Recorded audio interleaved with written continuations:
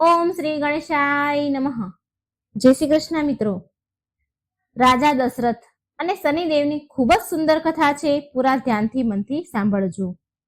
આ વિડીયોમાં આપણે શનિદેવ અને દશરથ રાજાની કથા સાંભળીશું. ઓમ શનીશ્વરાય નમઃ. દર શનિવારે આ કથા સાંભળવાનો મહિમા છે. આ કથા સાંભળવાથી શનિદેવની કૃપા પ્રાપ્ત થાય છે. જીવનમાં કષ્ટ, પીડા, બાધા દૂર થાય છે, નષ્ટ પામે છે. જેના જીવનમાં અતિશય દુઃખ, પીડા, કષ્ટ આવી રહ્યા છે તો તેમણે દર શનિવારે આ કથા જરૂર સાંભળવી. તો આ વિડીયોમાં રાજા દશરથ અને શનિદેવની કથા સાંભળીશું. જો આપને આ કથા પસંદ આવે તો વિડીયોને લાઈક કરજો, શેર કરજો અને કમેન્ટ બોક્સમાં શનિદેવનું નામ એકવાર જરૂર લખજો. ચેનલને સબસ્ક્રાઇબ પણ જરૂર કરી દેજો. પ્રાચીન કાળમાં રઘુવંશમાં દશરથ રાજા નામે પ્રસિદ્ધ ચક્રવર્તી રાજા થયા. તે 7 દ્વીપોના સ્વામી હતા.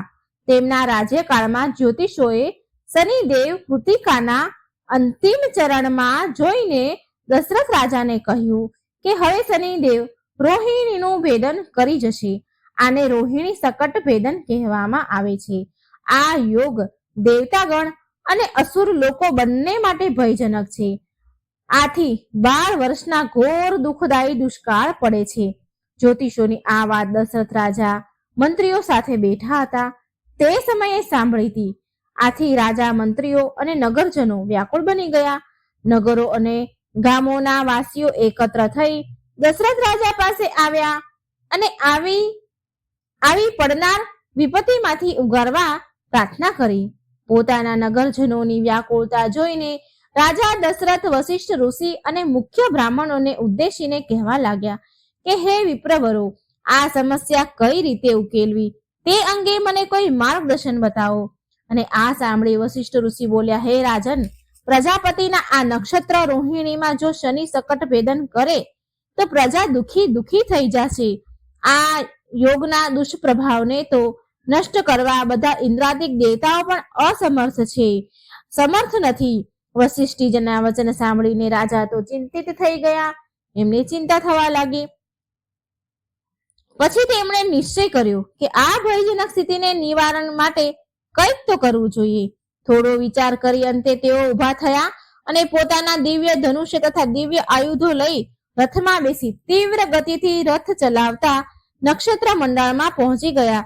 મણિયો તથા રત્નોથી સુશોભિત સોનાના રથમાં બેઠેલા રાજા રોહિણીની પાછળ આવીને ઊભા રહ્યા. શનિદેવની કૃતિકા નક્ષત્રમાંથી રોહિણી નક્ષત્રમાં જવાની ઈચ્છા જોતા દશરથ રાજાએ ધનુષ્ય ઉપર બાણ ચડાવ્યું અને શનિદેવ સામે આવીને ઊભા રહ્યા.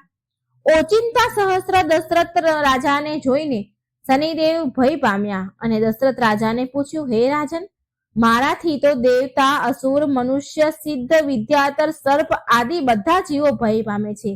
જ્યારે તમે મને રોકવા ધનુષ બાણ ચડાવીને મારી સન્મુખ ઊભા છો, હું તમારી લાગણી, પુરુષાર્થ અને તપસ્યાને સમજી શકું છું. આથી તમારા ઉપર પ્રસન્ન થયો છું. તમારી ઈચ્છા હોય તે વરદાન માંગો, હું તે પૂર્ણ કરીશ. આથી દશરથ રાજાએ કહ્યું કે હે સૂર્યપુત્ર શનિદેવ, જો તમે મારા ઉપર પ્રસન્ન થયા છો તો મને એવું વરદાન આપો. હું એવું વરદાન માંગુ છું કે જ્યાં સુધી નદીઓ, સાગરો, ચંદ્રમા, સૂર્ય અને પૃથ્વી આ સંસારમાં છે ત્યાં સુધી તમે રોહિણી શકટનું ભેદન તમે ક્યારેય કરશો નહીં. આટલી મારી ઈચ્છા પૂર્ણ કરો. ત્યારે શનિદેવે તથાસ્તુ કહ્યું. ત્યારબાદ શનિદેવ બોલ્યા, હે રાજન, આ ઉપરાંત બીજું પણ વરદાન માંગો. આથી દશરથ રાજાએ પ્રસન્ન થઈને બીજું વરદાન માંગતા પહેલા શનિદેવની સ્તુતિ કરતા બોલ્યા કે જેમના શરીરનો વર્ણ કૃષ્ણ, નીલ તથા ભગવાન શંકર સમાન છે તે શનિદેવને નમસ્કાર છે. જે જગતને માટે કાળ, અગ્નિ કે કૃતાંત રૂપ છે એવા શનેશ્વરને વારંવાર નમસ્કાર છે. જેમનું શરીર કંકલ જેવું માંસહીન તથા જેમની દાઢી, મૂછ અને જટા વધેલ છે, જેને મોટા નેત્રો, પીઠમાં ચોટેલ પેટ ભયાનક છે એવા શનીશ્વરને નમસ્કાર છે. જેના શરીરનો ઢાંચો ફેલાયેલો છે, રૂવાટા મોટા છે, લાંબુ, પહોળું તથા સૂકું લાકડી જેવું શરીર છે તથા જેમની દાઢી કાળરૂપ છે એવા શનેશ્વર દેવને વારંવાર નમસ્કાર છે, પ્રણામ છે. હે શનિદેવ, તમારા નેત્ર કોટરની જેમ ગહેરાઈ વાળા છે. તમારી સામે દ્રષ્ટિ કરવી કઠિન છે. તમે ઘોર, રૌદ્ર, ભીષણ અને વિકરાળ છો.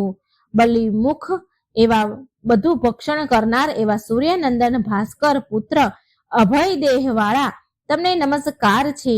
નીચી દ્રષ્ટિ વાળા અને મંદ ગતિ વાળા શનિદેવ સમર્થક આપણે નમસ્કાર છે. યોગ અભ્યાસમાં તત્પર એવા તપસ્યાથી દેહને દગ્ધ કરે છે. મુખથી આતુર અને અતૃપ્ત રહો છો. જ્ઞાન નેત્રો તમને નમસ્કાર કરે છે. સંતુષ્ટ થતા રાજ્ય આપો છો અને નારાજ થતા હરી લો છો. દેવતા, અસુર, મનુષ્ય, સિદ્ધ, વિદ્યાધર અને નાગ આ બધા તમારી દ્રષ્ટિ પડતા નાશ પામે છે. હે શનિદેવ, મારા ઉપર પ્રસન્ન થાઓ. હું વરદાન યોગ્ય છું. હું તમારી શરણમાં આવ્યો છું. દશરથ રાજાની આવી પ્રાર્થનાથી, આવી સ્તુતિથી શનિદેવ બોલ્યા, હે દશરથ રાજા, તમારી આ સ્તુતિથી હું અત્યંત સંતુષ્ટ છું. તમારી ઈચ્છા અનુસાર બીજું વરદાન માંગો. દશરથ રાજા બોલ્યા, હે શનિદેવ, આજથી તમે દેવતા, અસુર, મનુષ્ય, પશુ, પક્ષી, નાગ આદિ કોઈ પણ પ્રાણીને પીડા આપશો નહીં. આ વરદાન હું માંગુ છું. શનિદેવ કહે છે, હે રાજન, તમે જે માંગ્યું એ વરદાન હું આપું છું, પણ જે મારી પ્રાર્થના કરી છે તેવી અન્ય કોઈ પણ પ્રાર્થના કરશે તો હું તેમને બાધારૂપ નહીં બનું. જેમના ગોચરમાં મહાદશા, અંતરદશા અથવા લગ્ન સ્થાન બીજા, 8મા અને 12મા સ્થાનમાં શનિ હોય તે વ્યક્તિ પવિત્ર થઈ સવારે, બપોરે કે સંધ્યા સમયે તમારા જેવી પ્રાર્થના કરશે તો હું તેમને પીડિત નહીં કરું. હે રાજન, જેમને મારી કૃપા પ્રાપ્ત કરવી હોય તેને લોખંડની મારી મૂર્તિ બનાવી તેની 4 ભુજામાં ધનુષ્ય બાણ ભાલો ધારણ કરેલ હોય આ સ્ત્રોતનો 10,000 વાર પાઠ જપ કરી તેનું દશાંશ હવન કરે. હવનની સામગ્રીમાં કાળા તલ, શમીપત્ર, ઘી, નીલકમળ, ખાંડ મેળવેલ ખીર બનાવીને ત્યાર પછી દૂધથી નિર્મિત પદાર્થો બ્રાહ્મણોને જમાડવા. મૂર્તિને તેલ અથવા તલના જથ્થામાં રાખી વિધિપૂર્વક પૂજન કરવું. કુમકુમ વગેરે ચડાવવું. બીલી તથા કાળી તુલસી તેમજ શમીના પાંદડા અર્પિત કરવા. કાળા રંગનું વસ્ત્ર, બળદ, દૂધ આપનાર ગાય વાછરડા સહિત દાન કરવું. હે રાજન, આ સ્ત્રોત દ્વારા મારો પાઠ કરે છે તેને હું કોઈ પણ પ્રકારની પીડા નહીં આપું, તેની રક્ષા કરીશ. આ પ્રમાણે જગતના બધાને પીડાથી હું મુક્ત કરીશ. આમ 2 વરદાન શનિદેવ પાસેથી મેળવીને દશરથ રાજા રથમાં બેસી તેમના રાજ્યમાં પાછા આવ્યા. તેમના બધા મનોરથ સિદ્ધ થયા.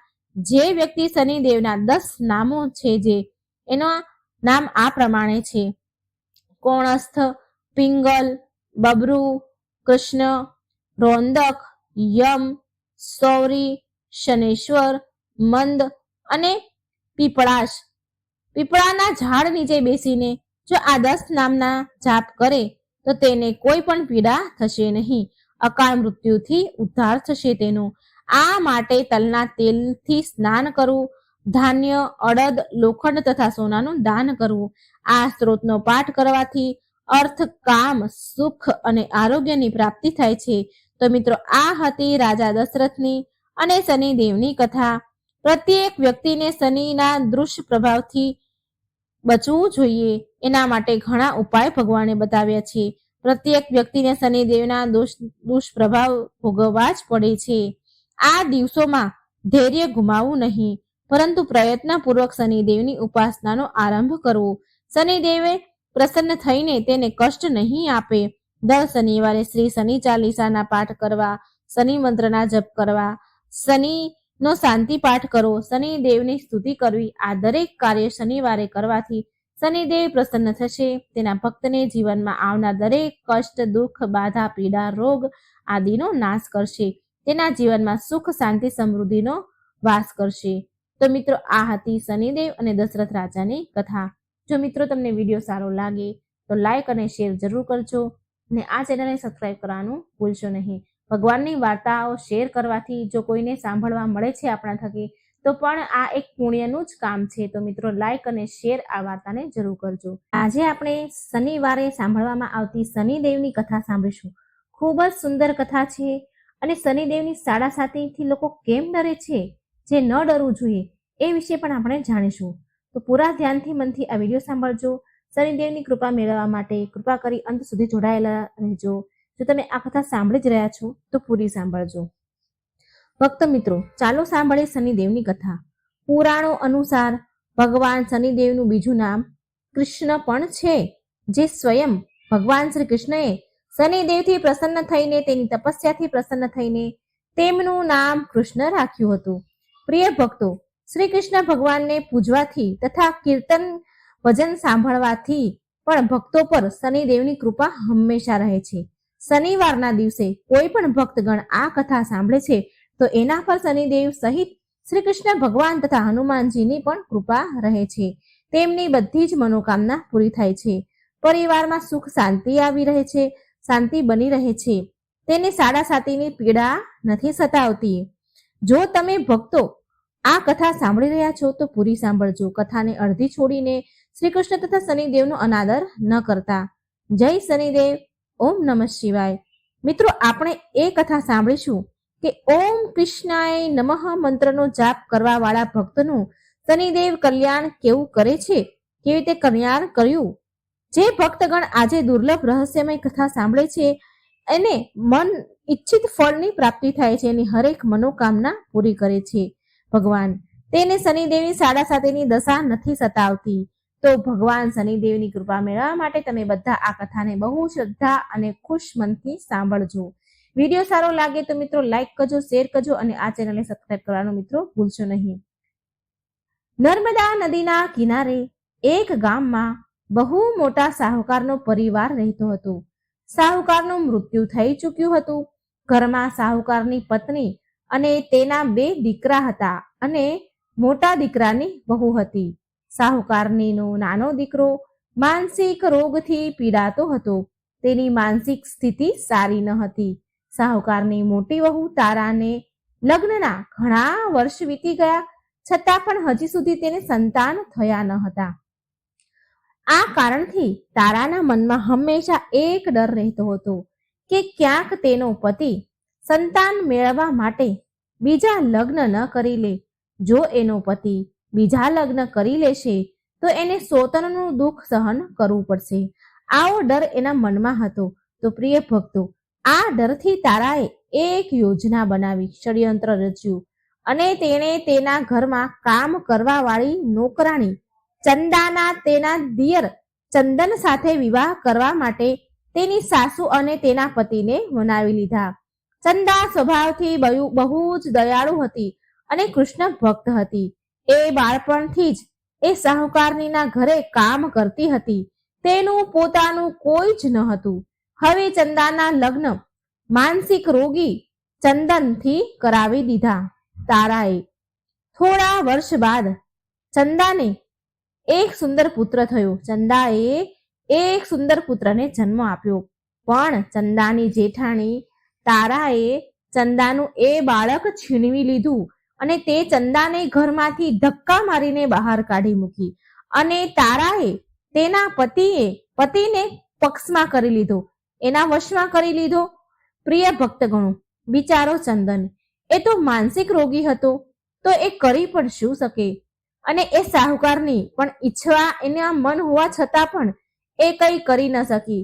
એની નાની વહુ સાથે ખોટું થતું હતું પણ એ કંઈ બોલી ન શકી, એ કંઈ કરી ન શકી. આ તો મિત્રો તારાની ચાલ હતી. તેણે તો ક્યારેય ચંદાને પોતાની દેરાણી માની જ ન હતી. એ તો માત્ર ચંદા પાસેથી એનું બાળક લેવા માંગતી હતી, જેથી એ પાળી પોષી મોટો કરે અને તેનું એ નામ આપી શકે. આ કારણથી એને આવી ચાલ રમી. હવે જુઓ, ચંદાના વારંવાર રડવાથી કરગરવા છતાં પણ તારા માની નહીં અને તેને તો ગામમાંથી જ બહાર કાઢી મૂકી. હવે ચંદા ગામ ભટકવા લાગી. એનું કોઈ હતું નહીં, ક્યાં જાય. ગામો ગામ ભટકવા લાગી. ભટકતા એ ભગવાન કૃષ્ણના એક જૂના મંદિરમાં પહોંચી ગઈ. ત્યાં તેણે ભગવાન પાસે ન્યાયનો પોકાર કર્યો, ન્યાય માંગ્યો અને એ તેનું માથું ભગવાનની ચોખટ પર પછાડવા લાગી તથા લગાતાર ઓમ કૃષ્ણાય નમઃ મંત્રનો જાપ પણ કરતી રહી. પ્રિય ભક્તો, એ સ્ત્રીની કરુણ પુકાર ન્યાયના દેવતા શનિદેવે સાંભળી તથા ભગવાન શ્રી કૃષ્ણના આદેશથી તરત જ ચંદા પાસે શનિદેવ ઉપસ્થિત થઈ ગયા. સાધારણ મનુષ્યનું રૂપ ધારણ કરીને ચંદા પાસે આવ્યા. ચંદાને તેની જાતને પીડા ન પહોંચાડવા માટે શનિદેવે કહ્યું અને કહ્યું કે હે બહેન, તું ભગવાન શ્રી કૃષ્ણ ઉપર વિશ્વાસ રાખ અને ઓમ કૃષ્ણાય નમઃ મંત્રનો જાપ કરતી રહે. તારું જરૂર કલ્યાણ થશે બહેન. તારું જે પણ દુઃખ છે એ બધું જ દુઃખ ભગવાન શ્રી કૃષ્ણ હરી લેશે અને શનિદેવની કૃપાથી તારું મંગળ થશે. આ સાંભળી ચંદાને ધીરજ ધારણ થઈ ભગવાન શ્રી કૃષ્ણની આરાધનામાં એ લાગી ગઈ. શનિદેવનું ધ્યાન કરતા ચંદા ઓમ કૃષ્ણાય નમઃ મંત્રનો જાપ કરવા લાગી. હવે શનિદેવ એક સાધુનો વેશ ધારણ કરીને સાહુકારનીના ઘરે પહોંચ્યા અને અલખ નિરંજનનો અલખ જગાવ્યો. ત્યારે ઘરની બહાર સાહુકારની નીકળી અને તેણે ભિક્ષા માંગી. તે સાધુને પ્રણામ કર્યા. સાહુકારનીએ ભિક્ષા આપી અને સાધુ મહારાજને પ્રણામ કર્યા. ત્યારે સાધુ રૂપી શનિદેવે કહ્યું, હે દેવી, મેં સાંભળ્યું છે કે તમારા ઘરમાં કોઈ માનસિક રોગી છે. મેં 7 વર્ષથી હિમાલયના જંગલમાં ભટકતા બહુ જ દુર્લભ જડીબુટ્ટી ભેગી કરી છે, જે બધા જ પ્રકારના રોગને સમાપ્ત કરી દે છે. જો તમે કહો તો તમારા ઘરમાં જે દર્દી છે એને હું સાજા કરી શકું એમ છું. પ્રિય ભક્તો, એ સાહુકારની બોલી, હે મહાત્મા, અહો ભાગ્ય અમારા જે તમે અહીં પધાર્યા. મારો નાનો દીકરો જે માનસિક રોગથી બીમાર છે, તમે એને સાજો કરી દો. તમે ઈચ્છો જે કહેશો એ હું તમને આપીશ. આવો, ઘરની અંદર આવો. સાહુકારનીએ તેનો દીકરો ચંદન સાધુ મહારાજને દેખાડ્યો, જે હવે ચંદાના ચાલ્યા જવાથી બહુ જ દુઃખી રહેતો હતો. સાધુ મહારાજે તેના કમંડળમાંથી જળ નીકાળી તેને અભિમંત્રિત કરીને ચંદનને પીવા માટે આપ્યું. એ જળને પીતા જ ચંદન બિલકુલ સારો થઈ ગયો અને સાધુ મહારાજે તારાને પણ બહુ જ સમજાવી કે એ ચંદાનો દીકરો એને પાછો આપી દે અને તેની ભૂલને સ્વીકારી લે. પરંતુ તારા તો જિદ્દી માની નહીં અને એ તો ઉપરથી સાધુ મહારાજને જ વઢવા લાગી, ખીજાવા લાગી, ગુસ્સો કરવા લાગી, ત્યાં સુધી કે ચંદનનું સાજું થવાનું પણ તેને ગમ્યું નહીં. એને ઈર્ષા થઈ. આ વાતથી શનિદેવ ખૂબ નારાજ થયા, રૂષ્ટ થઈ ગયા અને ભગવાન શનિદેવની દશા તારાને લાગી ગઈ અને એ માનસિક રોગી થઈ ગઈ. તારા તેનો એક હાથમાં લકવા થઈ ગયો. સાધુ મહારાજના બતાવ્યા અનુસાર ચંદન એની પત્ની ચંદાને ઘરે લઈ આવ્યો અને તેની પત્ની અને બાળક સાથે હસી ખુશી જીવન જીવવા લાગ્યો. પ્રિય ભક્તો, તારાને શનિદેવે એના કર્મના ફળની સજા આપી અને ચંદાના માત્ર ઓમ કૃષ્ણાય નમઃ મંત્રનો જાપ કરવાથી એના પર કૃપા વરસાવી અને તેનો બાળક પણ મળી ગયો, તેનો પરિવાર મળી ગયો, પતિ પાછો મળી ગયો અને તેનો પતિ સ્વસ્થ પણ થઈ ગયો. જય શનિદેવ. જેવી કૃપા તમે ચંદા ઉપર કરી, તેના પતિ ઉપર કરી, એવી કૃપા સહુ પર વરસાવજો. સૌનું દુઃખ દૂર કરજો. જય શનિદેવ. મિત્રો, મહત્વપૂર્ણ જાણકારી એ કે મિત્રો, સાડા સાતી શું છે આ વિશે તમને મહત્વપૂર્ણ વાત કહેવા જઈ રહી છું. સાડા સાતી શું હોય છે, આનાથી લોકો કેમ ડરે છે? હા, એ વાત તો સાચી છે કે જ્યારે શનિદેવની સાડા સાતી દશા બેસે છે ત્યારે મનુષ્યને કઠણાઈઓ અને દુઃખોનો સામનો કરવો પડે છે. પરંતુ મિત્રો, આમાં ગભરાવા જેવી કોઈ વાત નથી. આમાં કઠણાઈ અને મુશ્કેલ હાલાત જરૂર આવે છે, પરંતુ આ સમય દરમિયાન વ્યક્તિને કામયાબી સફળતા પણ મળે છે. બહુ બધા વ્યક્તિ સાડા સાતીના પ્રભાવથી ઊંચાઈઓ પર પહોંચી જાય છે. સાડા સાતી વ્યક્તિને કર્મશીલ બનાવે છે અને તેને કર્મ તરફ લઈ જાય છે. હઠી, જિદ્દી, અભિમાની અને કઠોર આચરણવાળા વ્યક્તિ પાસે આ ઘણી મહેનત કરાવે છે. સાડા સાતીના 3 ચરણ હોય છે. સાડા સાતીનું પહેલું ચરણ નજીકના સંબંધી અને જાતકને પ્રભાવિત કરે છે. સાડા સાતીનું બીજું ચરણ વ્યાપાર અને ગૃહસ્થને પ્રભાવિત કરે છે. સાડા સાતીનું ચોથું ચરણ બાળકો, પરિવાર અને સ્વાસ્થ્યને પ્રભાવિત કરે છે. ભગવાન શનિદેવ ન્યાયના દેવતા છે. એ કોઈને પણ એમ જ દંડ નથી આપતા. જો દંડ આપે છે ને તો એને એની સાથે બહુ મોટી શિક્ષા પણ આપે છે. જેવી રીતે એક માતા તેના પુત્રની ભૂલ પર એને દંડ આપે છે, એની ભલાઈ માટે તેને સાચા રસ્તા પર લઈ જવા માટે, બસ આવી જ રીતે શનિદેવ કર્મ અને ન્યાયના માર્ગ પર ચાલવા માટે મનુષ્યને દંડ આપે છે. જેથી એ ડરથી આગળ કોઈ ખોટું કાર્ય ન કરે. બસ આ જ રીતે ભગવાન શનિદેવ તો ન્યાયના દેવતા છે, ન્યાયની મૂર્તિ છે. તેની પૂજા તથા ભક્તિ કરીને વ્યક્તિ ધન દોલતથી સંપન્ન થઈ જાય છે, સફળતાની ઊંચાઈઓને અડે છે. વ્યક્તિ તેના જીવનમાં પ્રગતિ કરે છે, ઘરમાં સુખ સમૃદ્ધિ વૈભવનું આગમન થાય છે, વ્યક્તિનું જીવન સુખમય થઈ જાય છે. ભગવાન શનિદેવને પ્રસન્ન કરવા માટે શનિવારના દિવસે પીપળાના ઝાડ નીચે સાંજે દીવો જરૂર કરવો જોઈએ અને કૂતરાને તેલથી ચોપડેલી રોટલી ખવડાવવી જોઈએ. શનિવારે જળમાં તલ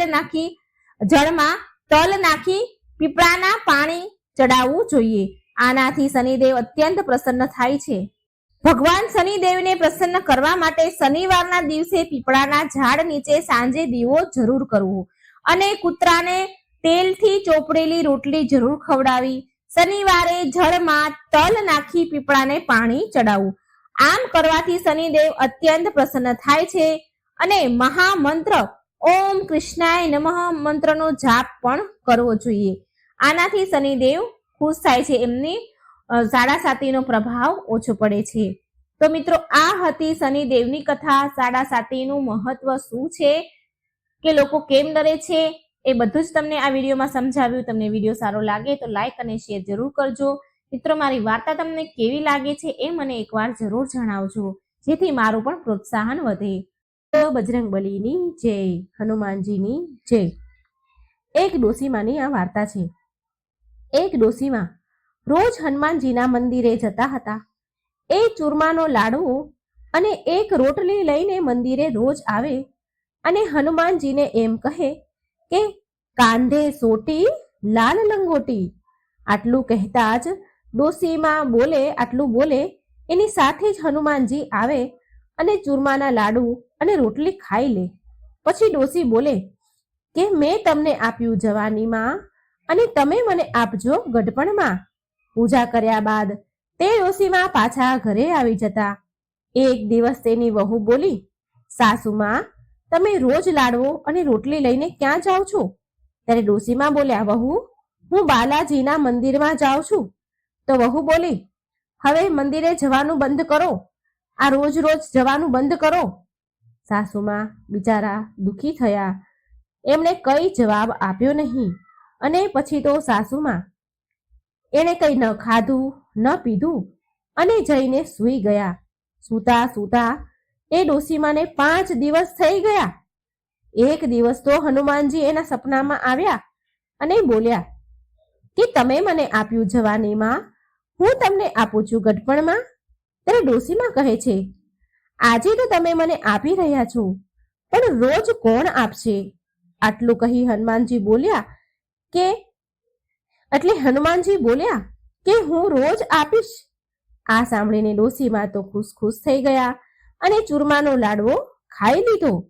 આ બાજુ ડોસીમાની વહુ પાસે હવે કંઈ પણ વધ્યું ન હતું. કામ ધંધામાં ખોટ થવા લાગી. એક દિવસ વહુએ વિચાર્યું કે ચાલ તો ખરી, હું સાસુમાને જોઈ આવું તો ખરી. 7 દિવસ થઈ ગયા છે, મેં તો સાસુમાને જમવાનું પણ નથી આપ્યું. તો તે ડોસી બરાબર જામી છે, તંદુરસ્ત થઈ ગઈ છે, બરાબર શરીર થયું છે એનું. એટલે એની સાસુ પાસે ગઈ અને બોલી કે મેં તો તમને જમવાનું પણ નથી આપ્યું 7 દિવસથી, તમે શું ખાવ છો? તો ડોસીમાં બોલ્યા કે વહુ, મને તો હનુમાનજી મીઠા લાડવા અને રોટલી આપી જાય છે, હું એ જ ખાઉં છું. આ સાંભળીને વહુ તો હેરાન રહી ગઈ અને સાસુમાના પગમાં પડી ગઈ અને બોલી, માફી માંગી અને કહે છે, માજી, અમે તો તમારા ભાગ્યનું જ ખાઈએ છીએ. અમારા ઘરમાં તો હવે કંઈ પણ નથી રહ્યું. અન્ન ધન બધું સમાપ્ત થઈ ગયું છે. હવે તમે પાછા ઘરે આવો અને તમારું ઘર સંભાળો. પછીથી ડોસીમાં એમના ઘરે ગયા અને પછીથી રોજ ડોસીમાં મંદિરે જઈને હનુમાનજીને લાડુ અને રોટલી લઈને જતા અને ભોગ ધરાવતા અને પછી એનું ઘર ઘણું અન્નધનથી ભરાઈ ગયું. હનુમાનજીની કૃપા થઈ. હે હનુમાનજી, જેવી કૃપા તમે ડોસીમા પર કરી એવી કૃપા તમારા બધા ભક્ત પર કરજો. આ કથા સાંભળનાર, વાંચનાર, આ વિડીયો જોનાર બધા ઉપર તમારી કૃપા વરસાવજો. જય હનુમાન દાદા. હવે આપણે મિત્રો સાંભળીશું શનિદેવ અને હનુમાનજીની કથા. જય શનિદેવ, જય હનુમાન. મિત્રો, આપણે બધા જ જાણીએ છીએ કે શનિદેવને ન્યાયના દેવતા માનવામાં આવે છે. સૂર્યપુત્ર શનિદેવને ખુશ કરવા માટે આપણે બહુ બધા ઉપાયો કરતા હોઈએ છીએ. શનિદેવની દશાથી બચવા માટે એવું માનવામાં આવે છે કે શનિદેવના પ્રકોપથી વ્યક્તિના ખરાબ દિવસ આવવાના શરૂ થઈ જાય છે. પણ શું તમે જાણો છો કે શનિદેવ હનુમાનજીના ભક્તોને ક્યારેય હેરાન નથી કરતા? હવે આના પાછળનું કારણ શું છે એ હું તમને કહું છું. જ્યારે રાવણના પુત્ર મેઘનાથનો જન્મ થયો હતો એ સમયે આકાશમાં શનિદેવનો બહુ પ્રકોપ હતો, બહુ પ્રભાવ હતો અને શનિદેવના આ પ્રભાવના કારણે મેઘનાથના અમર થવાનો યોગ તો ખતમ જ થઈ ગયો હતો. આ વાત જાણીને રાવણને ખૂબ ક્રોધ આવ્યો. રાવણ બહુ મોટો યોગી હતો. ક્રોધમાં આવેલ રાવણે તેના યોગના બળ દ્વારા શનિદેવને લંકામાં કેદ કરી લીધા. ત્રેતા યુગમાં જ્યારે મા સીતાને શ્રી રામ દ્વારા મોકલેલ વીંટી આપવા માટે હનુમાનજી લંકા આવ્યા તો તેમણે શનિદેવને એક કેદીના રૂપમાં કેદ થયેલા જોયા. હનુમાનજી શનિદેવને ત્યાં જોઈને તો હેરાન થઈ ગયા અને તેમને આનું કારણ પૂછ્યું.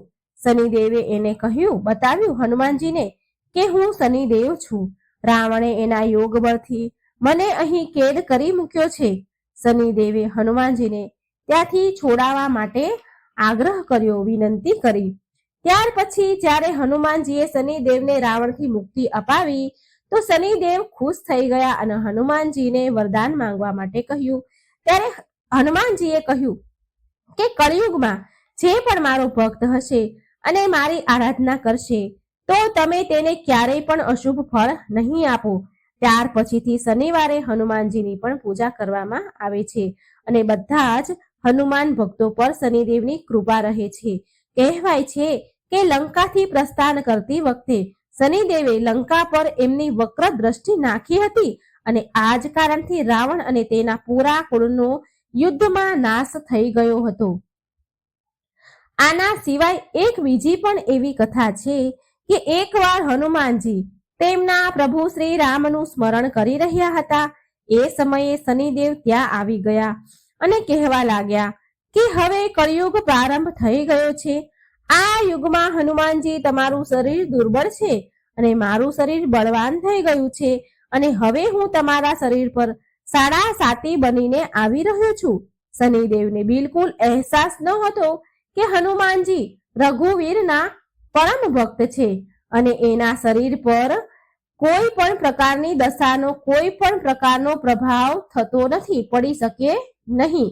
હનુમાનજીએ શનિદેવને કહ્યું કે તમે મને મારા પ્રભુ શ્રીરામનું સ્મરણ કરવા દો. મારા શરીર અને મારી આત્મા પર મારા પ્રભુ શ્રી રામ સિવાય બીજું કોઈ ન આવી શકે.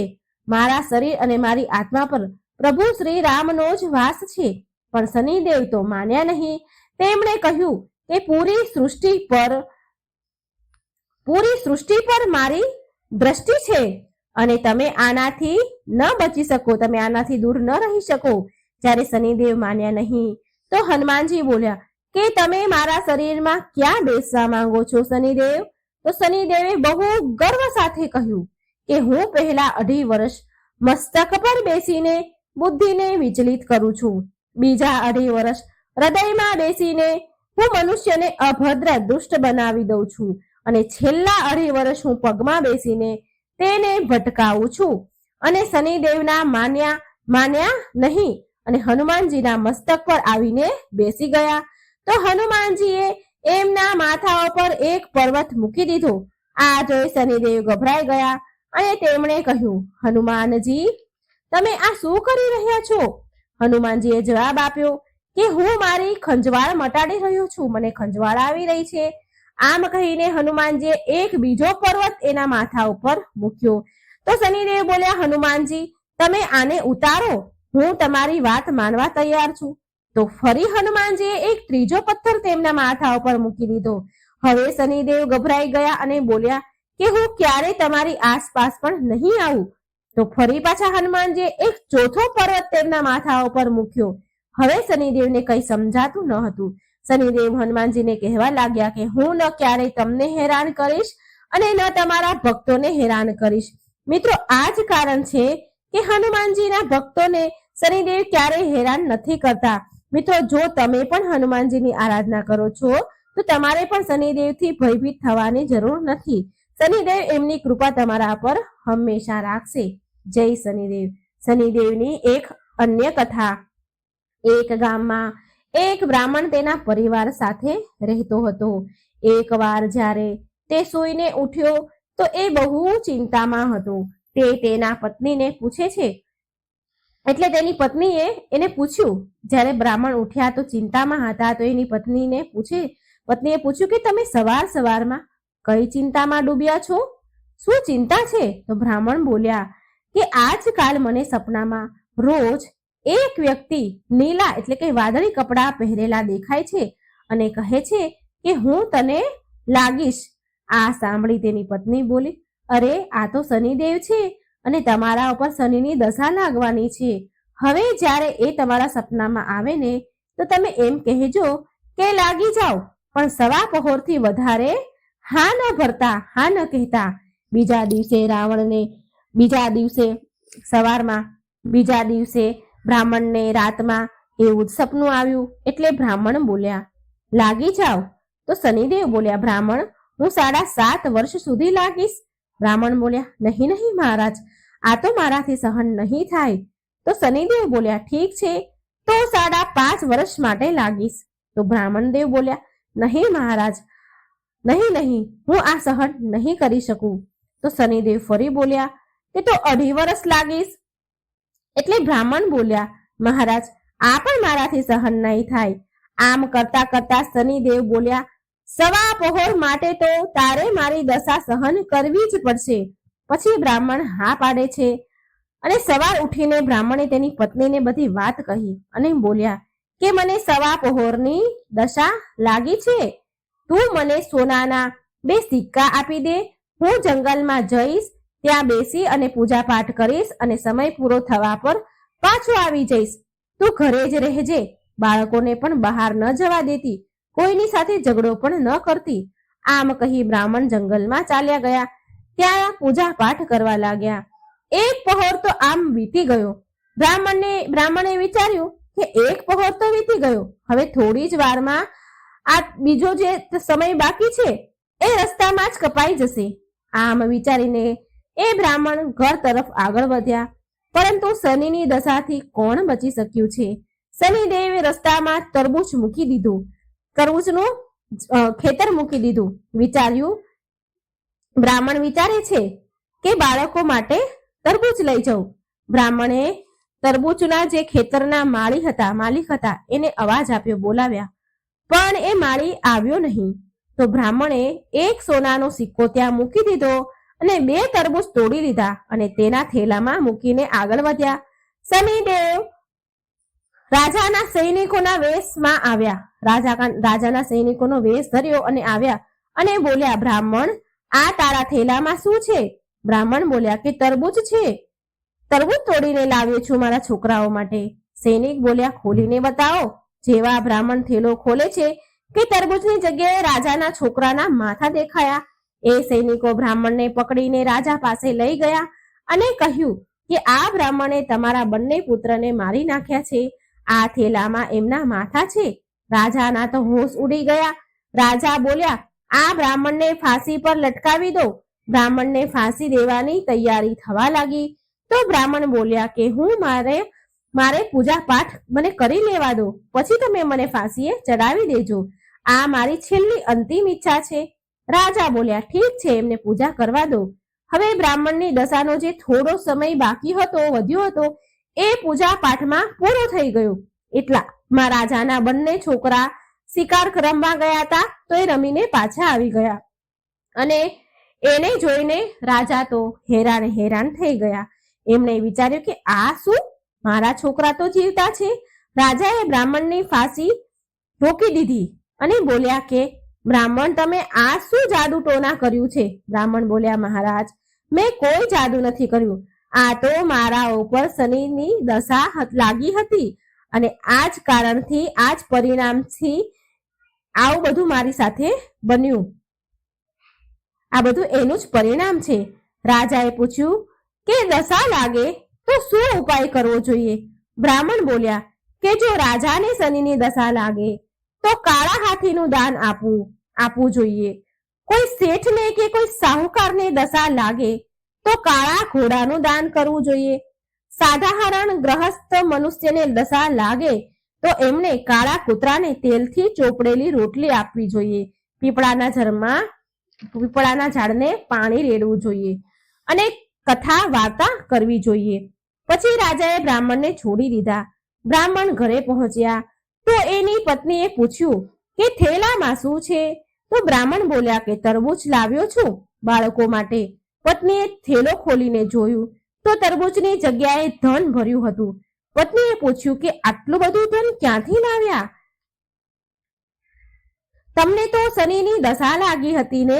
બ્રાહ્મણ બોલ્યા, જ્યારે દશા લાગી હતી તો તરબૂચની જગ્યાએ રાજાના દીકરાના માથા થઈ ગયા હતા અને ફાંસી પર ચડવાની તૈયારી થઈ હતી. અને જ્યારે દશા ઉતરી તો તરબૂચની જગ્યાએ ધન થઈ ગયું છે. તરબૂચ ધનમાં ફરી ગયા છે.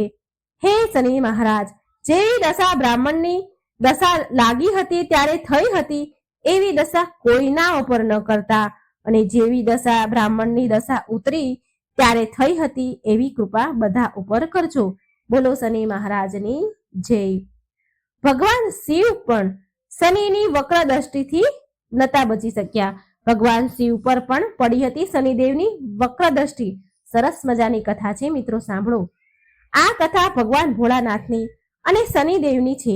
એક સરસ કથા લઈને હું આવી છું મિત્રો. શનિદેવને ન્યાયના દેવતા કહેવાય છે.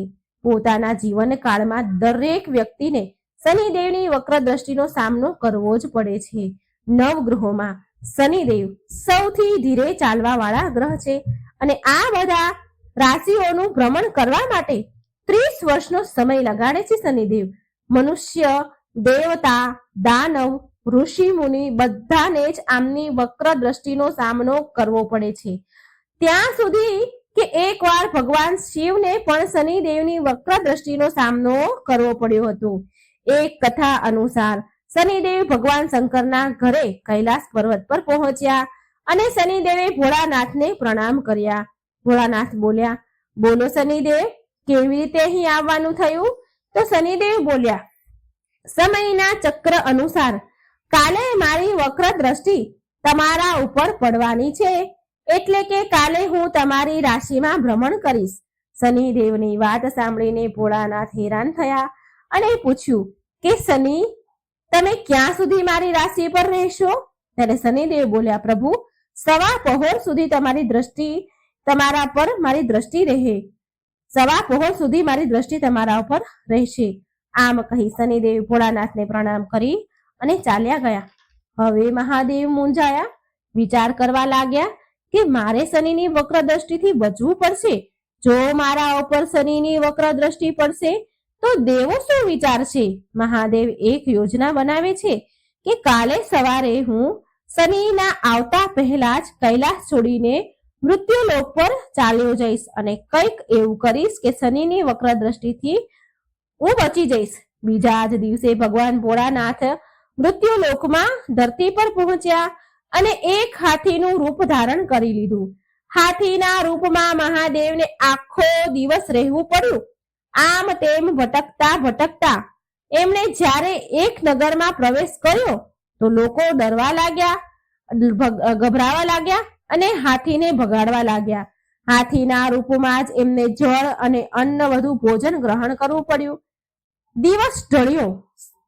મહાદેવ વિચારે છે કે ચાલો, આજે તો દિવસ પૂરો થઈ ગયો, વીતી ગયો. હું શનિની વક્ર દ્રષ્ટિથી બચી ગયો છું. હવે તો કૈલાસ પર પાછો ચાલ્યો જો. પછી મહાદેવ હાથીનું રૂપ બદલી તેમના અસલ રૂપમાં આવી ગયા અને કૈલાસ પહોંચતા જોયું કે શનિદેવ પહેલાથી જ ત્યાં હાજર હતા. શનિદેવ મહાદેવને જોતા જ પ્રણામ કરે છે. એમને જોઈને ભોળાનાથ હસ્યા અને બોલ્યા, જોયું શનિદેવ, હું તમારી વક્ર દ્રષ્ટિથી બચી ગયો ને? તમે તમારી વક્ર દ્રષ્ટિ મારા ઉપર ન નાખી શક્યા ને?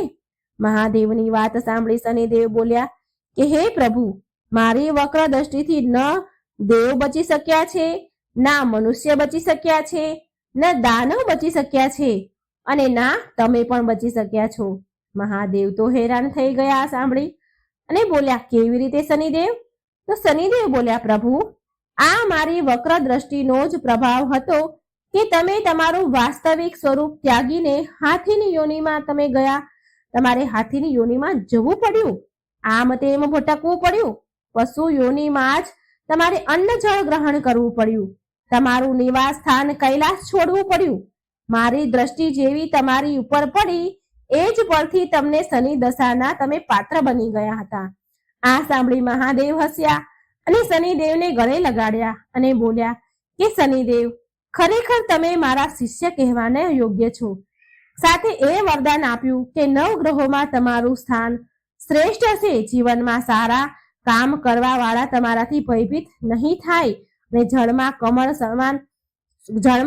કમળ સમાન સુરક્ષિત રહેશે. આવી રીતે શનિદેવની દ્રષ્ટિનો સામનો બધાને જ કરવો પડે છે. પણ જે ધર્મના અનુકૂળ આચરણ કરે છે, દયા, સદભાવના, પ્રેમ અને સુવિચાર રાખે છે, એ બધા જ સુખ મેળવે છે. જે વ્યક્તિ શનિવારે પીપળાના ઝાડને પાણી અર્પણ કરે છે, કાળી વસ્તુનું દાન કરે છે, ગાયત્રી મંત્રના જાપ કરે છે, પશુ પક્ષીઓને અન્ન અને જળ આપે છે, કીડિયારું પૂરે છે, લોટ નાખે છે અને શનિ ચાલીસા વાંચે છે અને શનિદેવની કથા સાંભળે છે, એના ઉપર શનિદેવની કૃપા સદાય માટે બની રહે છે. બોલો જય શનિદેવ, જય હનુમાનજી.